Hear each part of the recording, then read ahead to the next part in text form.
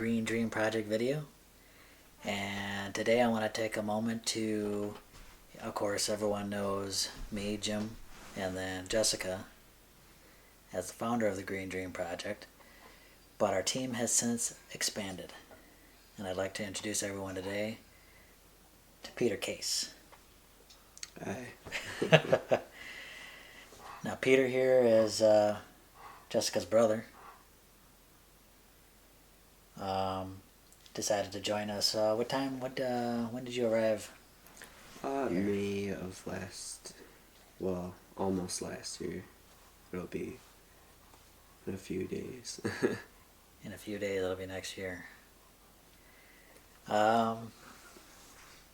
So it was a pretty big move that you did. Kind of upended your life. Start a whole new life down here. Like what was going on? Why did you decide to make such a big change?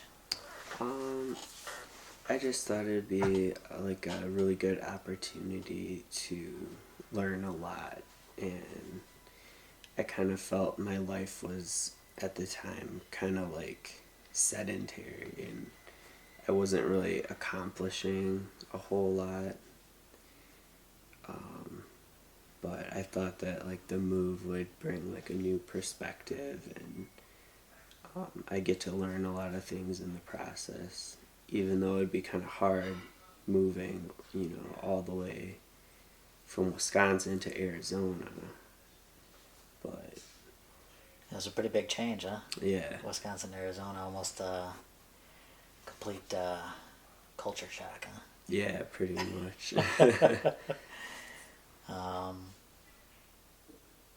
So you felt kind of stagnant where you're going. Not too much. You weren't advancing too much. And you decided to come down here, trying to kind of learn.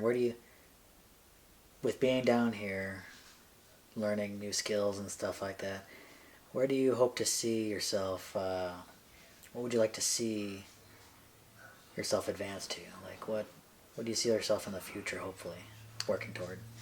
Hopefully, I can learn a lot about, permaculture and having like a self-sufficient lifestyle, because that kind of appeals to me, because it's kind of like, it makes me feel like, if you put in a lot of hard work into what you're doing and you can like reap those benefits, it feels like rewarding in a way. So I feel like that would be a good feeling, basically. Sort of taking charge of your own destiny. Yeah. Sort of like make or break it based on your own like work and effort. Yeah. Yeah. Now you brought up permaculture. Did you have any foreknowledge of permaculture before you started going on this journey? No, I didn't. I just knew a little bit about like what you and my sister were kind of about, like kind of off-grid living, and like you wanted to do everything like more green, that kind of appealed to me too. So since you've been here, and you haven't been here that long, maybe about half a year or something like that, would you say you've been learning some stuff about permaculture and sustainable living a little bit? Oh yeah, definitely. Oh, yeah? Learned a lot. And I'm still learning like every day, trying to learn as much as I can. I think it'll be beneficial. Yeah, not too long, and very shortly in the future, we'll be learning a lot. Yeah, fast. We're either learning or we're sinking in there. Yeah. Yeah. So living off grid,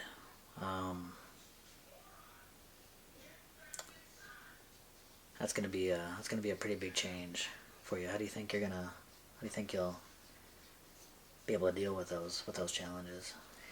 I think it wouldn't be too hard. Um, I mean, I don't really have a whole lot of like stuff.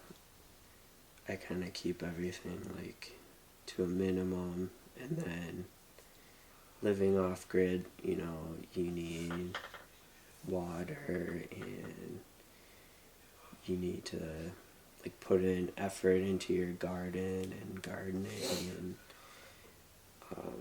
there's a lot of other facets. But I think, as long as you're willing to like put forth the effort and like, work as hard as you can, usually, that you get the benefits of that. And you said with like learning about permaculture, improving the environment and stuff like that. Like what is it about like the environment, about nature that interests you? Well, as from like a very small age, I was really interested in animals, and um, I've always wanted like my own farm and stuff, and my own like animals on the farm. So I thought, that would be a good experience too. So that's basically what interests me in a lot of that. And like natural living, I think, like you can use animals for like food and stuff, but not necessarily eating them. Like I always thought like, it'd be cool to make your own cheese and dairy products, and you can like shear sheep for wool, or whatever. Mm. Like there might be more sustainable ways of using animals rather than butchering them and killing them. Yeah, exactly. Yeah, like I mean, I don't know if you've seen the breakdown of the chicken and like its many different uses as permaculture. Did you hear about that? Yeah. Like, obviously the eggs, but then feathers and manure and tilling the ground and stuff like that. Yeah. There's not just, one thing. Like, it's just meat in the oven. But, and all animals have their little niches that they can fill for you, help you out. Yeah. With Yeah. gardening and other things too. One thing about animals on the homestead is if you use them right, animal systems inside that design can really boost up the healing of the land rather than just degrading it. Yeah, definitely.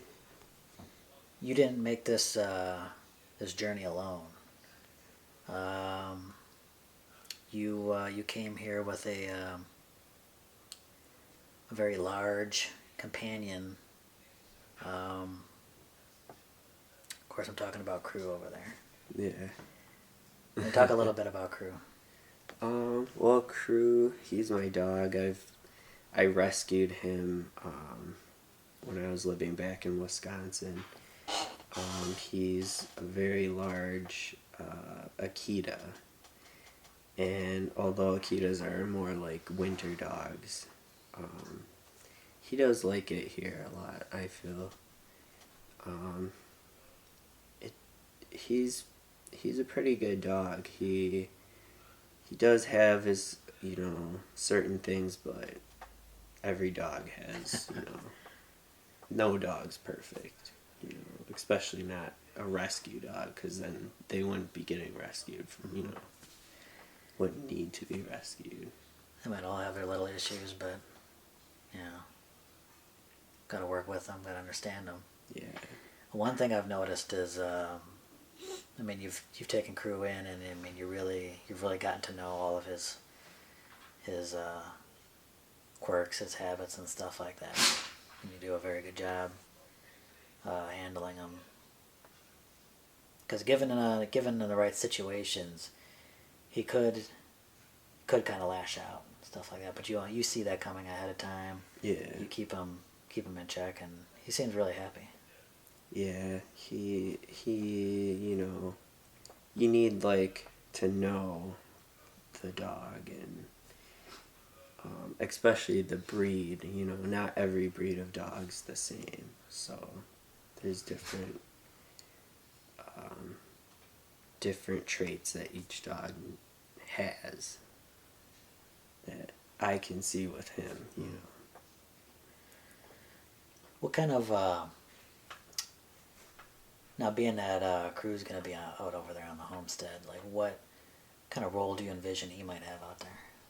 Well, I mean, if we have like sheep and other animals on the farm, um, he probably won't like any predators around. He'll definitely be chasing away like coyotes or anything like that. Also, like if any strange people come or try to do anything, he's a guard dog. That's what he would do. He's a protector. Huh? Yeah. Yeah, he's pretty good at that. Of course, one thing you gotta watch out with is the javelinas, right? Yeah, they can be pretty vicious, but Now, Crew would probably try and take on a javelina here, but they kind of run in packs, so yeah, you might not want like that could be dangerous for him. pack up. Taking on a pack would probably not be very good. But yeah, he'd probably take a bear on if he could. Like he's pretty crazy.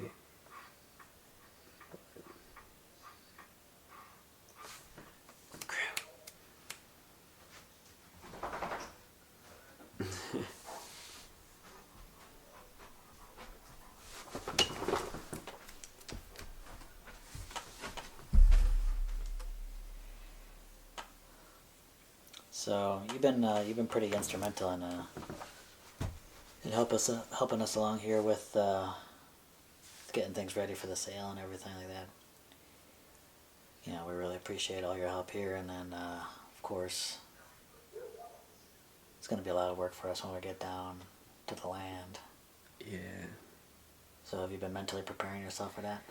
Been trying to, yeah. It's a lot of work, but I think it'll definitely pay off, Mm-hmm. And I feel like, like you guys have helped me a lot too, and I appreciate that a lot too. Well, So it's kind of like a mutual thing.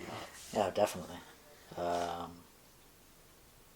think it's a great opportunity for us to help you out in that point of your life, and then, of course, all the help you're doing here. It's really a good synergy. I think it's gonna really help us out down there. What skills do you feel like you've before starting this journey that you've had any skills that might help you on that, with like off grid or setting up a permaculture system or something like that? I mean, like what did you have any skills coming into this that you felt confident with? Well, I've taken in high school I try to take a lot of different classes, not just, like all the same classes. I try to have like a variety. So I had like I had a couple greenhouse classes and like gardening. And then I also had like woods class, construction class, which kind of helps. And then, so there's like some very basic skills, but also, like I said, like I like animals, so I kind of know a lot about animals and like dealing with animals too. So I think that would help. Yeah, your animal knowledge is pretty extensive pretty impressive. I'd be hard pressed to say I've seen more people with just quite that variety of knowledge. A lot of different animals. I can tell you're very passionate about it. Yeah, and I mean, there's a lot of different things out there on the land, with different animals, different insects, and a lot of them you have to watch out for too. You know? You've been doing a lot of studying on those animals out there. What have you come across that's most notable, you think? Well, I mean, there's a lot of insects being, you know, like a more arid climate. That's, you know, there's not too much cold. There's a lot of insects, and a lot that can be venomous. I mean, you're not going to be. Usually, you won't go to the hospital if you get bit by one of those or stung by one, but also rattlesnakes, like you gotta watch out for those. Yeah, like it said there were how many species of rattlesnakes out there, and then there were like how many are out there on the land? There's like, well, I guess there's 26 species of rattlesnakes and 13 live in Arizona, and there's like 7 that can possibly be on the land. Nice. So that's a lot. Yeah, we've seen one of them in person, which is kind of crazy. Yeah. And I might have torn its rattler off unintentionally. With the truck. Yeah. Yeah, you gotta watch out for snakes and then your larger mammals too. Because I'm sure there's, you know, like we live, it's like right by the mountains, so, you know, there's mountain lions. Could be quite an adventure, huh? Yeah. Is he looking to get out of here? I don't know. Is he done with the interview? He's like, I'm out of here. Seat's too hot. And we started up this YouTube channel to kind of document our journey, kind of tell our story. Hopefully, people can learn along with us as we're learning, because you know, there's so much that we're going to have to learn on this, doing what we're doing. But to anyone that might be watching, what would you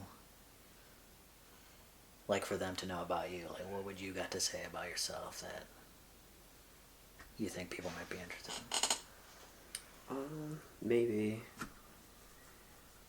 Probably just like,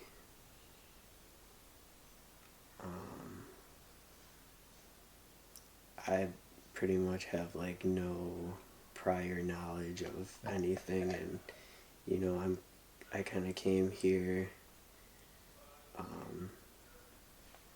thinking, you know, like I could help them out with their dreams and stuff, and in the meantime maybe fulfill some of my dreams. And I think that